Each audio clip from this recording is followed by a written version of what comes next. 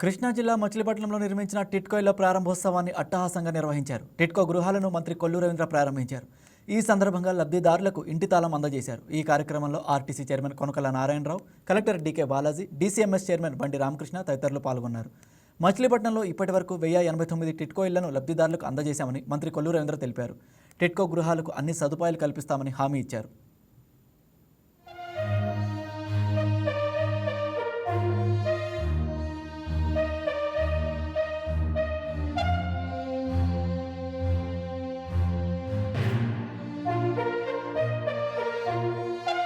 కూటమి ప్రభుత్వం ఎన్నికల్లో ఇచ్చినటువంటి హామీలన్నీ కూడా నిలబెట్టుకుంటూ ఈరోజు రెండో విడత ఇళ్లు పంపిణీ కార్యక్రమానికి రాష్ట్ర వ్యాప్తంగా గౌరవ ముఖ్యమంత్రి చంద్రబాబు నాయుడు గారు 2,50,843 ఇళ్లకి ఈరోజు ప్రారంభోత్సవం చేసుకోవడం జరుగుతోంది. మొదటి విడతలో దగ్గర 3,11,000 ఇళ్లు ఇచ్చాం. ఈరోజు 2,50,000 పైన ఇళ్లు ఈరోజు అందిస్తున్నాం. ఇది చాలా శుభపరిణామం. గౌరవ ముఖ్యమంత్రి వర్యులు నారా చంద్రబాబు నాయుడు గారికి, ఉప ముఖ్యమంత్రి వర్యులు పవన్ కళ్యాణ్ గారికి, యువ నాయకుడు నారా లోకేష్ గారికి, కేంద్రం నుంచి సపోర్ట్ చేస్తూ మనకి ముందుకు తీసుకెళ్తున్న ప్రధానమంత్రి నరేంద్ర మోడీ గారికి కూడా ఈ సందర్భంగా ధన్యవాదాలు తెలియజేస్తూ, ప్రతి పేదవాడికి సొంతింటి కళ నెరవేర్చాలనేది ఆనాడు అన్న నందమూరి తారక రామారావు గారి లక్ష్యం. అనేక రకాలుగా చంద్రబాబు నాయుడు గారు కానీ తర్వాత వచ్చినటువంటి ప్రభుత్వాలు ప్రయత్నం చేసినటువంటి సందర్భంలో ఈరోజు ఈ లక్ష్యాన్ని మరి ఇంకా ముందుకు తీసుకెళ్తున్నాం. అందులో భాగంగా ఈరోజు మచిలీపట్నంలో టిట్కో హౌసింగ్ కింద ఆ రోజు 6,400 ఇళ్లకు ప్రారంభించాం. 2014-19లో దగ్గర 2,800 ఇళ్లు పూర్తి చేశాం. కానీ తర్వాత వచ్చినటువంటి ప్రభుత్వం ఆ ఇళ్లని కనీసం వాళ్ళకి ఇవ్వడానికి కూడా మనసొప్పల, రంగులు వేసుకున్నారు తప్ప ఒక్క రూపాయి కూడా ఖర్చు పెట్టాల. కనీసం వాళ్ళకి ఉండటానికి కూడా ఇల్లు తాళాలు కూడా ఇవ్వాల. మళ్ళీ వాళ్ళ కూటమి ప్రభుత్వం వచ్చాక మొదటి విడతలో మేము సంఘంలో 894 దగ్గర ఇల్లు ఇచ్చాం. మళ్ళీ ఈరోజు ఇక్కడ రుద్రవరంలో రెండో విడతలో దగ్గర 1,440 ఇళ్లు కంప్లీట్ చేస్తాం. ఈరోజు 86 మందికి ఇవాళ తాళాలు అందిస్తాం. కూడా రిజిస్ట్రేషన్ చేసి, అంటే ప్రభుత్వమే ఉచితంగా రిజిస్ట్రేషన్ కూడా చేసి వాళ్ళకి పట్టాలు ఇస్తా ఉన్నాం. ఇది చాలా శుభపరిణామం. మనస్ఫూర్తిగా చంద్రబాబు నాయుడు మరొకసారి అభినందనలు తెలియజేసుకుంటున్నాం.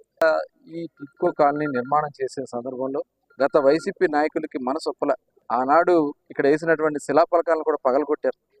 కన్స్ట్రక్షన్ స్టార్ట్ చేసిన సందర్భంలో కూడా అనేక ఇబ్బందులు పెట్టించారు. కూడా అప్పుడు కంప్లీట్ చేశాం. ఇవాళ ఇంకా కొన్ని పనులు మిగిలి ఉన్నాయి. ఇక్కడ ఒక అంగన్వాడీ సెంటర్ కానీ, ఒక పార్క్ కానీ, ఒక కమ్యూనిటీ హాల్ ఇలాంటివి కొన్ని ఉన్నాయి. అవన్నీ కూడా త్వరలో రాబోయే కాలంలో కంప్లీట్ చేస్తాం. అలాగే కాంపౌండ్ వాళ్ళు కానీ, ఇక్కడ ఎస్టీపీ సివరేజ్ ట్రీట్మెంట్ ప్లాంట్ ఉంది, వాటర్ ప్లాంట్ ఉంది, ఆర్ఓ ప్లాంట్ ఉంది. అలాగే ఒక సబ్ స్టేషన్ కూడా దీనికి ఇక్కడ ఏర్పాటు చేసాం. రాబోయే కాలంలో దీనికి కాంపౌండ్ వాళ్ళు కూడా ఏర్పాటు చేసి ఇక్కడ ఎటువంటి ఇబ్బంది లేకుండా చేయాలనే లక్ష్యంతో కూడా పనిచేస్తా ఉన్నాం. ఇవాళ మరొకసారి ప్రజలు కూడా ఇచ్చినటువంటి అవకాశాన్ని సద్వినియోగం చేసుకుంటూ, ఎందుకంటే 300 SFT, 365 SFT, 420 SFT ఈ 3 స్టేజెస్ లో ఉన్నాయి. 300 SFT వాటికి రూపాయితోనే రిజిస్ట్రేషన్ చేయడం జరిగింది. ప్రభుత్వమే మొత్తం ఆ సబ్సిడీ అంతా కూడా ఇస్తున్నారు. మిగతా వాటికి కొంత లోన్ ఉన్నది. కాబట్టి సమయానికి ఆ లోన్ కూడా ఇవాళ బ్యాంకుల నుంచి ఏర్పాటు చేస్తాం. అవి కూడా కంప్లీట్ చేసుకుని ఇన్స్టాల్మెంట్ అద్దెలు కట్టి బయటకు అద్దెలే ఇక్కడ ఇన్స్టాల్మెంట్ కట్టుకుంటే వాళ్ళకి 2 బెడ్రూమ్ వస్తుంది.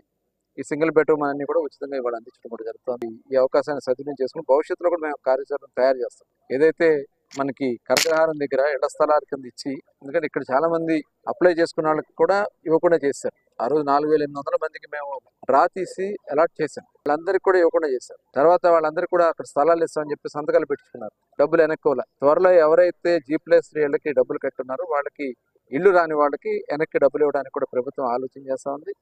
అదే కాకుండా ఏదైతే గతంలో స్థలాలు సేకరించారో వాటిలో కనీసం మౌలిక సదుపాయాలు కూడా లేవు. అవన్నీ కూడా మౌలిక సదుపాయాలన్నీ కూడా ఏర్పాటు చేసి 2 సెంట్లు 3 సెంట్లు మరి గతంలో అలాట్మెంట్ కాని వాళ్ళందరూ కూడా కొత్తగా వచ్చేటికి, అర్బన్ అయితే 2 సెంట్లు, రూరల్ అయితే 3 సెంట్లు ఇచ్చి 100% పేదవాళ్ళందరూ కూడా ఇల్లు ఇచ్చే కార్యక్రమానికి ఈ ప్రభుత్వం లక్ష్యంతో పనిచేస్తుందని మరొకసారి తెలియజేసుకుంటూ, మరొకసారి గౌరవ ముఖ్యమంత్రి చంద్రబాబు నాయుడు గారికి, పవన్ కళ్యాణ్ గారికి, నారా లోకేష్ గారికి, ప్రధానమంత్రి నరేంద్ర మోడీ గారికి ధన్యవాదాలు.